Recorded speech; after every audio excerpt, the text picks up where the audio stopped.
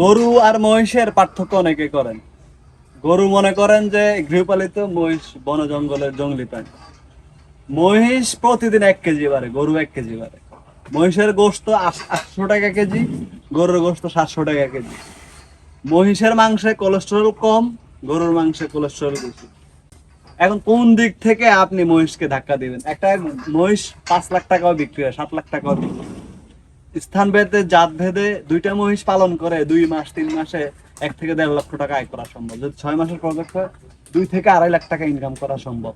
আর দুইটা মহিষ যদি একদম গৃহস্থর ঘরে থাকে, হাল বাওয়া থেকে শুরু করে, গাড়ি টানা থেকে শুরু করে, কৃষি কাজে, সমস্ত কাজে সে আপনাকে সহযোগী হিসাবে সাপোর্ট দিবে। আর যদি আপনি খামারি হন, 2 4 5টা 10টা যদি পালন করতে পারেন, আপনার যদি চরণভূমি না থাকে, আপনি যদি স্টল ফিডিং খামারে যদি লালন পালন করেন, তাহলে আপনার জন্য একটি সম্ভাবনা। 700 টাকা কেজি গোস্ত আর 800 টাকা কেজিতে, 100 টাকা, মনে 4,000।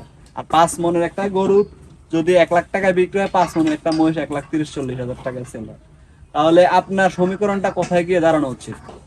বিষয়টা হচ্ছে আপনাকে আগে বুঝতে হবে, অবশ্যই আপনার এলাকার চাহিদা থাকতে হবে। আবার আমি বললেই যে আপনি হুট করে মহিষের খামার করলেন, লক্ষ টাকা বিনিয়োগ করলেন, শেড তৈরি করলেন।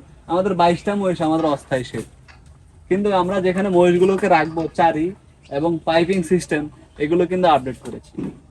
চাল ডাজ নট ম্যাটার, শেড ফ্লোরটা হচ্ছে আসল, আমাদের চারিটা আসল, যেখানে বাঁধবো সেই জায়গাটা আসল।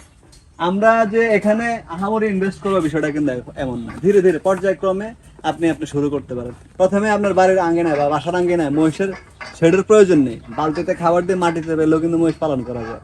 সারা রাত্রে বৃষ্টিতে ভিজলেও মহিষের কিছু হয় না, বাস্তব অভিজ্ঞতা থেকে বললাম। তাই আপনি আপনার এলাকার চাহিদা যদি থাকে, দুইটা দিয়ে আপনি প্রথমে প্রাইমারি লেভেলের 2টা মহিষ ফ্যাটেনিং করেন, মোটা তাজা করেন। খুদের ভাত, যাও, মহিষ খুব ভালো গ্রোথ আসে। দানাদার খাবার, সারাদিনে একটা টাইম যদি চড়ে বা কাঁচা ঘাস খায়, আপনি বাসায় নিয়ে এসে 2 4 কেজি, 2 কেজি করে 4 কেজি দানা দিয়ে 2টা মহিষ ফ্যাটেনিং করে টাকটা লাগিয়ে নিজেকে গড়ে তুলুন। তখন বুঝতে পারবেন আপনি একজন খামারি হিসেবে কতটুকু আগাতে পারবেন, আপনার কতটুকু ধৈর্য আছে, বা আপনি সফল কতটুকু হতে পারবেন। 2টা দিয়ে পরীক্ষামূলক শুরু করতে পারেন।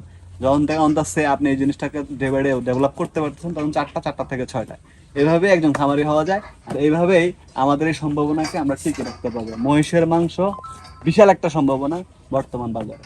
এই বিষয়টা মাথায় রেখে যাদের এলাকার চাহিদা আছে, মহিষ পালন করতে পারেন এবং এজ এ খামারি হিসেবে সমাজে প্রতিষ্ঠিত হতে পারেন। ভালো থাকবেন। ভিডিওটি ভালো লাগলে শেয়ার করতে পারেন। আসসালামু আলাইকুম। তিনবার মারণ লাগে দৈনিক তা আমার